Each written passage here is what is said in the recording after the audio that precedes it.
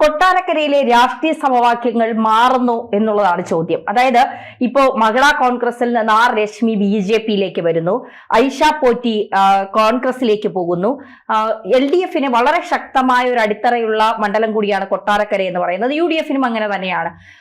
ഈ രശ്മിയുടെ ഒരു BJP-യിലേക്കുള്ള വരവും ഐഷ പോറ്റിയുടെ കോൺഗ്രസിലേക്കുള്ള വരവും ഒക്കെ എങ്ങനെയാണ് കൊട്ടാരക്കരയിലെ രാഷ്ട്രീയത്തെ പിടിച്ചുലയ്ക്കാൻ പോകുന്നത്? സാധ്യതകൾ എങ്ങനെയാണ് കൊട്ടാരക്കരയിലെ? ഈ കൊട്ടാരക്കര നിയോജക മണ്ഡലം യഥാർത്ഥത്തിൽ ഈ തെരഞ്ഞെടുപ്പിന് മുന്നിലെ ഒരു വിസ്മയ മണ്ഡലം എന്ന നിലക്കാണ് പ്രതിപക്ഷം അവതരിപ്പിച്ചത്.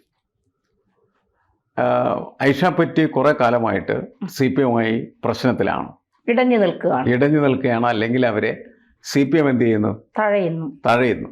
ഇങ്ങനത്തെ ഒരവസ്ഥയിൽ നിൽക്കുന്ന അവരെ CPM അവഗണിക്കുന്നു എന്നുള്ളതാണ് അവർ പറഞ്ഞ പ്രധാനപ്പെട്ട കാര്യം.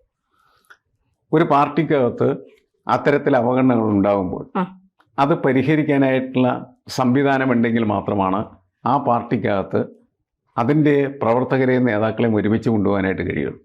CPM-ന് പലപ്പോഴും ഈ പരിഹാര വഴി എന്ന് പറയുന്നത് ഇല്ല.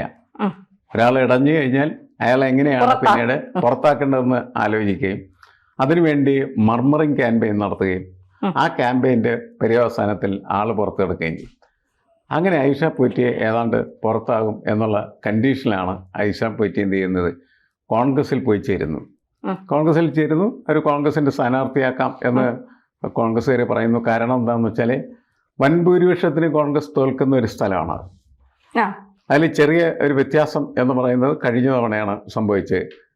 അതിൻ്റെ പ്രധാനപ്പെട്ട ഒരു കഥാപാത്രം എന്ന് പറഞ്ഞതിനിടയിൽ ഇപ്പോൾ BJP-യിലേക്ക് പോകുന്ന കോൺഗ്രസിൻ്റെ കഴിഞ്ഞ തവണത്തെ സ്ഥാനാർത്ഥി ആയിരുന്നു രശ്മി. അപ്പോൾ രശ്മി എന്ന് പറയുന്ന മഹിളാ കോൺഗ്രസിൻ്റെ വലിയ നേതാവിനെ നല്ല രീതിയിൽ ബാലഗോപാലിനെ പിടിച്ചു നിർത്താനായിട്ട് കഴിഞ്ഞിരുന്നുള്ളതാണ്. എനിക്ക് തോന്നുന്നത് 30,000 വോട്ടിൻ്റെ ഭൂരിപക്ഷത്തിന് ഐഷ പോറ്റി ജയിച്ചെടുത്ത് ബാലഗോപാൽ ജയിച്ച 10,000-ത്തിലധികം വോട്ടിൻ്റെ ഭൂരിപക്ഷത്തിന് മാത്രമാണ്. അങ്ങനെ വന്ന സമയത്താണ് ഐഷ പോറ്റിക്കും ഒരു ഇത് തോന്നി, ഇവനെ പിടിച്ചാൽ താഴെയിടാനായിട്ട് പറ്റും എന്ന് കരുതിയിട്ടായിരിക്കണം അവർ കോൺഗ്രസിലേക്ക് പോകുന്നത്. പക്ഷെ അപ്പോൾ കോൺഗ്രസിന് സംഭവിച്ച ഏറ്റവും വലിയ ചതി എന്താണെന്ന് വെച്ചാൽ അവൻ്റെ ഇടങ്കാലം ഒടിഞ്ഞ് എന്ത് ചെയ്യുന്നു? ഒരു ഗ്രൂപ്പ് അപ്പുറത്തേക്ക് പോകുന്നു. അതിൻ്റെ നേതൃത്വത്തിലാണ് രശ്മി നിൽക്കുന്നത്. അങ്ങനെ വരുമ്പോൾ കൊട്ടാരക്കരയിൽ അടിയൊഴുക്കെന്ന് പറയുന്നത് പ്രധാനപ്പെട്ടതായിത്തീരും. നമുക്ക് പ്രവചിക്കാൻ പറ്റാത്ത തരത്തിലേക്ക് അത് മാറാം. എങ്കിലും ഈ മാറ്റങ്ങളൊക്കെ പൊതുവെ ഗുണകരമായി തീരുന്നത് LDF-നാണ്. കാരണം ഐഷ പോറ്റി വരുമ്പോൾ അവർക്കുണ്ടാകുന്ന ഒരു പരിക്കുണ്ട്. ആ പരിക്ക് പൂർണ്ണമായിട്ടും തന്നെ ഇല്ലാതാക്കാനായിട്ട് രശ്മി കോൺഗ്രസിൽ നിന്ന് BJP-യിലേക്ക് പോകുന്നതിൻ്റെ ഫലമായിട്ട് സംഭവിക്കുന്നുണ്ട്. എന്താണ് ഈ തെരഞ്ഞെടുപ്പിൻ്റെ സവിശേഷത എന്ന് പറഞ്ഞാൽ കാലുമാറ്റമാണ് ഈ തെരഞ്ഞെടുപ്പിൻ്റെ സവിശേഷത. മുൻകാലങ്ങളിലൊന്നും കേരളത്തിലെ തെരഞ്ഞെടുപ്പിൽ ഇതേപോലെ ആളുകൾ കാലുമാറലായിരുന്നു.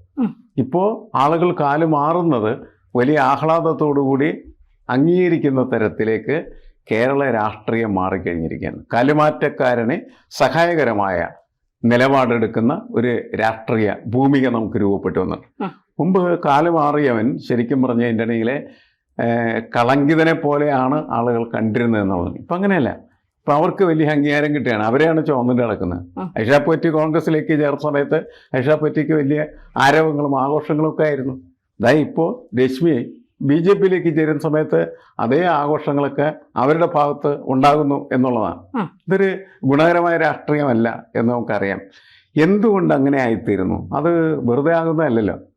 പൊതുവെ രാഷ്ട്രീയ പ്രസ്ഥാനങ്ങൾക്ക് ഈ രാഷ്ട്രീയ കാമ്പ് എന്ന് പറയുന്ന സാധനം എന്നുവെച്ചാൽ അവർക്ക് അതിൻ്റെ ഒരു ബേസിക് കണ്ടന്റ് ഉണ്ടല്ലോ, ശരിക്കും പറഞ്ഞു അതില്ലാതായി കഴിഞ്ഞിരിക്കുകയാണ്. ആകെയുള്ളത് അവന് ലേബൽ മാത്രമുണ്ട്. CPM അല്ലെ കോൺഗ്രസ് BJP എന്നൊക്കെ പറയുന്ന ലേബൽ മാത്രമേ ഉള്ളൂ. ഈ ആളുകളൊക്കെ ഒരേപോലെ ഇരിക്കുകയാണ്. അപ്പോൾ ഓരോ പാർട്ടിക്കകത്ത് എന്ന് അവർ നിൽക്കുന്ന മാത്രമേ ഉള്ളൂ. മനസ്സിലായി? രശ്മി ഇപ്പോൾ പറയുന്നത് ഞാൻ BJP ആണ് എന്നാണ് പറയാൻ. കോൺഗ്രസ്സിലായിരുന്ന സമയത്ത് എനിക്ക് സ്നേഹവാത്സല്യങ്ങളൊക്കെ ധാരാളം അവിടെ നിന്ന് ഒഴുകി കിട്ടിയിരുന്നു. പക്ഷേ എന്നോട് മോശമായ രീതിയിൽ ചില ആളുകൾ പെരുമാറി എന്ന് പറഞ്ഞിട്ടാണ് അവരെന്ത് ചെയ്യുന്നത്? അപ്പുറത്തേക്ക് പോകുന്നത് എന്നുള്ളതാണ്. അതുപോലെ തന്നെ ഐഷ പോറ്റിയുടെ സ്ഥിതിയും അതുതന്നെയാണ്. എന്നെ ഒരു സ്റ്റേജിലും കയറ്റാറില്ല, എന്നെ ഒന്നിനും വിളിക്കാറില്ല, എന്നെ ഭയങ്കരമായിട്ട് അവഗണിച്ചു. അതൊക്കെയാണ് അവരുടെ പ്രശ്നങ്ങൾ. വ്യക്തിപരമായിട്ട് അവരോട് പ്രസ്ഥാനങ്ങൾ എടുക്കുന്നതായിട്ടുള്ള സമീപനങ്ങൾ, പ്രസ്ഥാനങ്ങൾ മാറാൻ അവരെ പ്രാപ്തരാക്കുന്നു എന്നുള്ളതാണ് രാഷ്ട്രീയത്തിൻ്റെ ഏറ്റവും മോശമായിട്ടുള്ള എന്താണ് കണ്ടന്റ് ഇല്ലായ്മ എന്ന് നമുക്ക് വ്യക്തമായിട്ട് മനസ്സിലാക്കാൻ പറ്റും. രാഷ്ട്രീയം ഇല്ല ശരിക്കും. പക്ഷേ 15 വർഷത്തോളം MLA ആയി പ്രവർത്തിച്ച ഒരാളാണ് ഐഷ പോറ്റി. പാർട്ടിയുടെ എല്ലാ ആനുകൂല്യങ്ങളും സൗകര്യങ്ങളും എല്ലാ രീതിയിലും അറിഞ്ഞും കണ്ടും അനുഭവിച്ചും വന്ന ഒരാളാണ്. അതുപോലെ തന്നെ രശ്മി മഹിളാ കോൺഗ്രസിന്റെ നേതാവാണ്. ഇതുപോലെ തന്നെയാണ് പാർട്ടിയുടെ എല്ലാ ആനുകൂല്യങ്ങളും എല്ലാ കാര്യങ്ങളും അനുഭവിച്ചും ആ തരത്തിൽ നേടി വന്ന ഒരാളാണ്. ഇപ്പോ നമ്മളൊക്കെ ഒരു പാർട്ടിയിൽ വിശ്വസിച്ചാൽ ആ പാർട്ടി ഇനി എന്തൊക്കെ വിഷമാണ് എന്ന് ആര് വിളമ്പിയാലും നമ്മൾ ആ പാർട്ടിക്ക് തുറച്ചു നിൽക്കുന്നു. ഇപ്പൊ ഞാനൊക്കെ ജനിച്ച സമയം മുതൽ ഒരു പാർട്ടി, ഒരു സംഘടനയിൽ വിശ്വസിക്കുന്ന ഒരാളാണ്. ഒരു പാർട്ടിയിലല്ല, ഒരു സംഘടനയിൽ വിശ്വസിക്കുന്ന ഒരാളാണ്.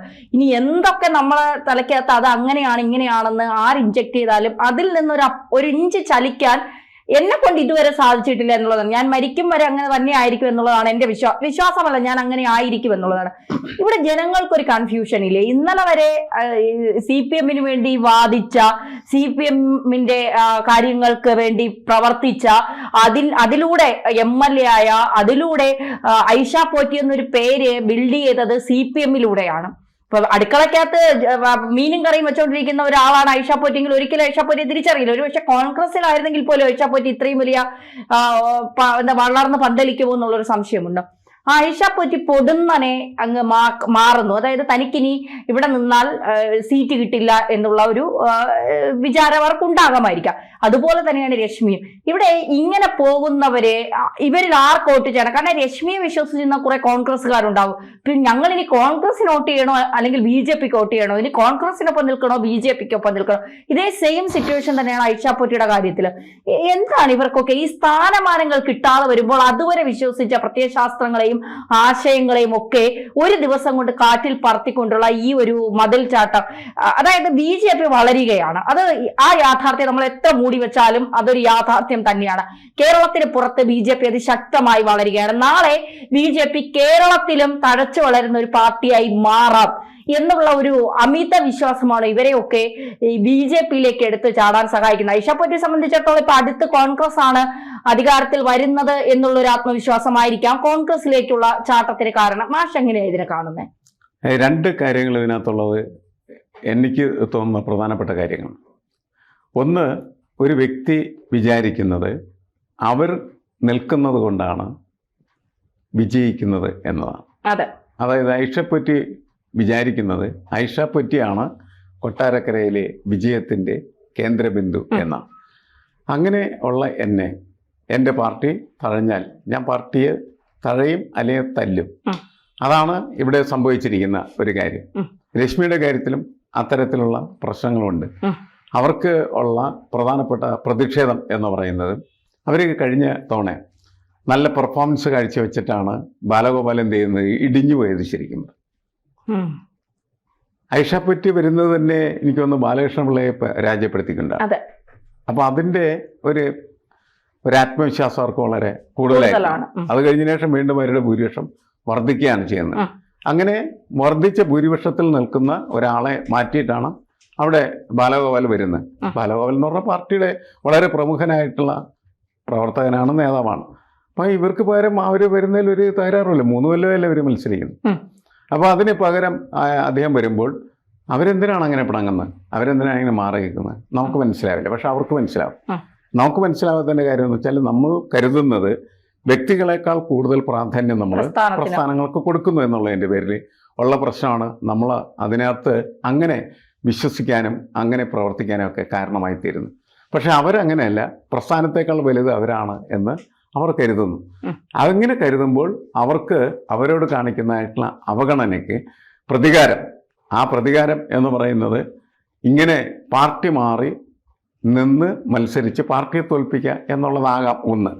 രണ്ടാമത്തെ കാര്യം, അവർ വിശ്വസിക്കുന്നുണ്ട് ഇവിടെ നിന്ന് മാറി അപ്പുറത്ത് നിന്ന് കഴിഞ്ഞാൽ ഞാൻ നിന്നാൽ ജയിക്കും. ഞാൻ എന്ന് പറയുന്നത്, ഞാൻ എന്ന് പറയുന്നതിന് വലിയ പ്രാധാന്യം അവരുടെ മുന്നിലുണ്ട്. അതുകൊണ്ടാണ് CPMൽ നിന്ന് ഐഷ പോറ്റി കോൺഗ്രസിൽ വന്ന് നിൽക്കുമ്പോൾ അവരുടെ ആത്മവിശ്വാസം ഈ CPMനെ അടിച്ച് പരത്താനായിട്ടുള്ള ശേഷി എനിക്കുണ്ട്.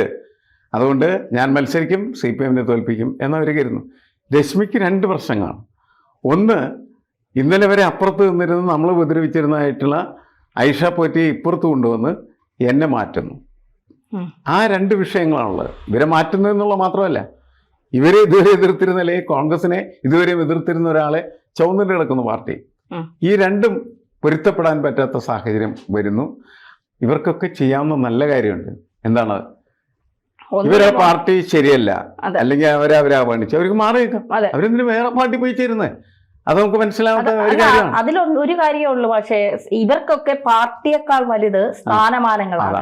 അതാണ് പ്രശ്നം. ഇപ്പൊ ഐഷ പോറ്റിക്ക് MLA സ്ഥാനം ഇല്ലാതെ ജീവിക്കാൻ കഴിയില്ല.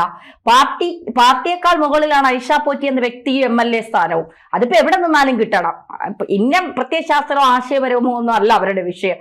അതുപോലെ തന്നെയാണ് രശ്മിക്കും. ഐഷ പോറ്റി വരുമ്പോൾ സ്വാഭാവികമായും കൊട്ടാരക്കരയിൽ തന്റെ ഇതുവരെ ഉണ്ടായിരുന്ന സ്ഥാനം, അല്ലെങ്കിൽ ഇത്തവണ തന്നെ അവിടെ പരിഗണിക്കില്ല, അവിടെ ഐഷ പോറ്റിയെ പരിഗണിക്കൂ എന്നുള്ള ഒരു വല്ലാത്തൊരു വിഷമം രശ്മിയും പിന്തുടർന്നു. രശ്മി നേരെ അതുവരെ ഉണ്ടാക്കിയ ആശയവും പ്രത്യയശാസ്ത്രവും എന്താ പറയുക BJP എതിർത്ത ഘടകങ്ങളും ഒക്കെ മാറ്റിവെച്ച്, അതുവരെ BJP വർഗീയമാണ്, ഫാസിസമാണ്, വലിയ തീവ്ര നിലപാടുകൾ സ്വീകരിക്കുന്ന അതെ ആളുകൾ പൊടുന്നനെ അപ്പുറത്തേക്ക് പോകുന്നു. അത് വിശാലമായ ഒരു ഇതാണ്. BJP എല്ലാവരെയും ചേർത്ത് പിടിക്കുന്നു, നെഞ്ചോട് ചേർക്കുന്നു എന്നൊക്കെ പറഞ്ഞുകൊണ്ട് പറയാൻ പാടില്ല. പക്ഷെ എങ്കിലും ഒരു ഈ നമ്മുടെ നാട്ടുഭാഷയിലൊക്കെ ഒരു പറച്ചിലുണ്ട്, പക്ഷെ അപ്പ കാണുന്നവനെ അപ്പനെന്ന് വിളിക്കുന്ന ഒരു നിലപാട് ഈ രാഷ്ട്രീയക്കാർക്ക് പണ്ട് ഇത്രത്തോളം ഇല്ലായിരുന്നു. ഈ അടുത്ത സമയം മുതൽ ഇതിന്റെ പ്രത്യേകം ഇപ്പൊ ഈ ഓപ്പർച്യൂണിസം, അവസരവാദ രാഷ്ട്രീയം എന്ന് പറയുന്നത് ശക്തിപ്പെട്ടു. അതിന്റെ പയനേഴ്സാണ് ഈ പറയുന്ന ആളുകൾ. അത്രേ ഉള്ളൂ.